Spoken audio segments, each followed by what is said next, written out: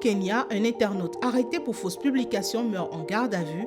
On te raconte. Tout est parti de l'arrestation d'Albert Ojwang ce samedi 7 juin 2025 suite à une plainte du numéro 2 de la police qui l'accusait de ternir son image sur les réseaux sociaux.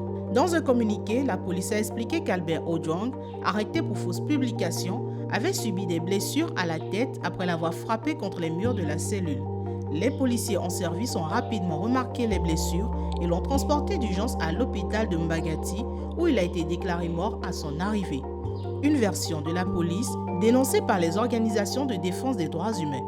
Devant la presse, l'avocat de la famille Julius Juma a affirmé que son corps présentait de nombreuses blessures à la tête, aux mains, aux épaules. Sa tête est complètement enflée. Son père et plusieurs militants des droits humains ont passé plusieurs heures à la morgue pour demander justice pour Albert.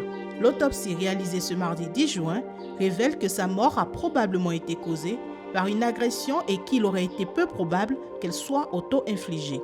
La présidente du barreau du Kenya, Faith Odhiambo, a décrit les blessures comme compatibles avec la torture, accusant les auteurs d'exécutions extrajudiciaires.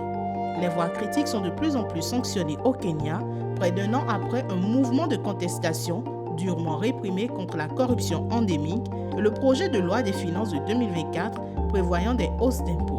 Des groupes de défense des droits humains accusent les forces de sécurité d'avoir tué au moins 60 personnes lors des manifestations, surtout des jeunes adultes, et d'en avoir enlevé des dizaines d'autres. Suite aux résultats de l'autopsie, aucune nouvelle déclaration officielle de la police n'a encore été diffusée à l'heure actuelle. Néanmoins, tous les officiers présents cette nuit-là ont été suspendus afin de faciliter l'enquête.